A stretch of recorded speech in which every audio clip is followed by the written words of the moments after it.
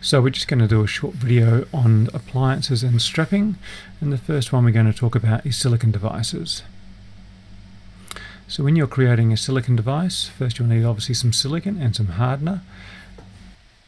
I normally recommend making the silicone about 2 or 3 millimeters in thickness and adding just enough catalyst or hardener to go along roughly about 1/4 of the oval shape that you make. Then you can begin kneading the silicone and mixing the catalyst hardener into the silicone evenly to ensure that you don't get any marbling. This takes a little bit of practice, so I'd recommend spending a bit of time using silicone to try and improve your kneading technique. If you don't mix the hardener in evenly and you get swirling, then generally you'll end up with areas that are soft and other areas that are hard, and this will generally cause the silicone device to become more fragile. You can then begin shaping the device so that it's going to go, in this case, between the toes. First of all, I tend to wrap it just underneath the second toe to provide a little hook underneath the toe, and then you'll notice that there's a thicker amount on the top which I can then remove and smooth out to get it to the right thickness between the toes. You may end up with a different technique, but this is the way that I tend to do it when I'm creating silicone wedges. You'll notice that I'm squeezing the forefoot to plantar flex the toes to replicate how the foot would sit inside the shoe. Otherwise the toes may end up being elevated more than usual when the silicone device is set. Then when the silicone device is set, you can take it out and just check to make sure that there aren't any abnormalities with the device. You may need to adjust the device, and there are several methods for adjusting. You can use a scalpel or nippers, you can use a burr, or you can actually adjust them on an orthotic grinder. So I'm just showing you here how to adjust a silicone device on an orthotic grinder. You just gently rub the silicone device over the normal sanding drum, and you can see you can thin out the top or sides, whatever you like to do, just to make the device a bit more compliant or fit better with the patient.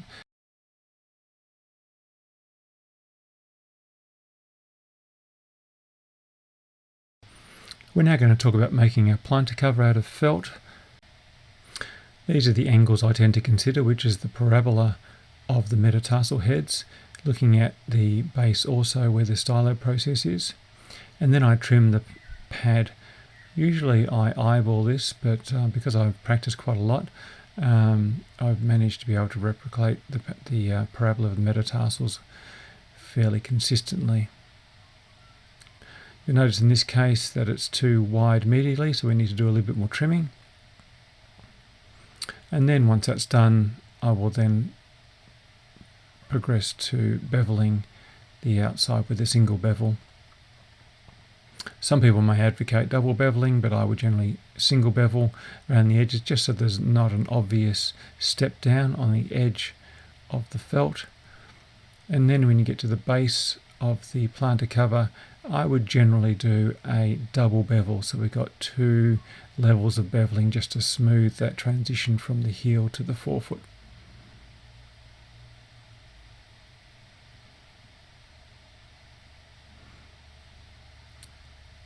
So once that's done, we can peel off the back of the felt.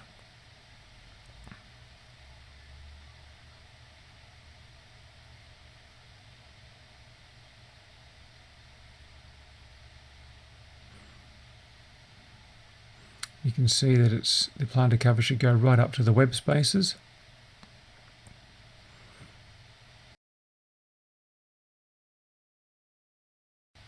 Now we're going to talk about how to make a felt prop. To begin with, take your felt and just estimate how wide those 3 middle toes are, and then cut out a rectangle. You can then take that rectangle, fold it in half, and just compare it to ensure that it is the correct width for those toes. In this case, it's fractionally too wide, so we're going to narrow it down. The next thing is we need to look at the parabola of the toes, because obviously they're not all the same length, and I'm going to angle the felt prop so that we get even length across each of those toes. Then I'm going to take some size 00 tube gauze. You can use size 1. I remove half of the backing of the felt, not the entire amount, and adhere one section of the tube gauze to one side. It then loops around the toes, and we can then apply the second part of the tube gauze, remove the backing, and then fold over the bottom half of the felt pad, and then we've done.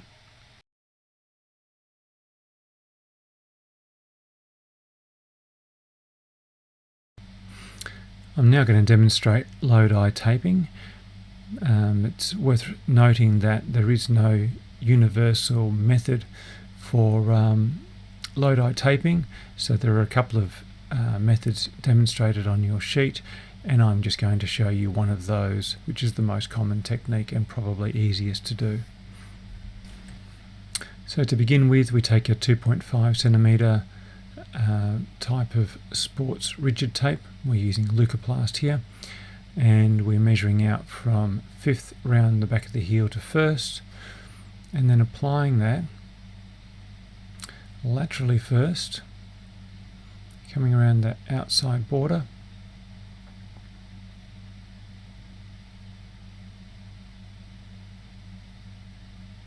looping underneath the back of the heel. Don't have too much tape exposed, otherwise it's difficult to fold underneath, and you'll see that I'm plantar flexing the first MTPJ to increase the arch height, and you'll see why in a little moment. I'm going to fold in the heels, trying to not create too many creases, and you'll see that the tape is bridging across, in other words not in contact with the skin between the heel and the first MTPJ. We then tear off some straps to go across, the first one being a fixation strap to go across the metatarsals to bind down those straps so that they can't move.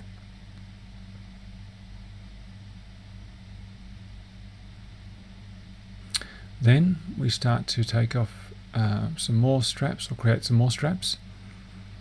And you'll notice now that I'm smoothing that medial side so it becomes or creates contact with the arch, and this is going to help to support the plantar fascia along the medial band. Then we're wrapping medial and lateral sides to bind that tape down, and this can just continuing with a couple more straps. You'll notice that you need to become reasonably proficient at tearing tape just to make this quick. And then we're strapping medial to lateral again.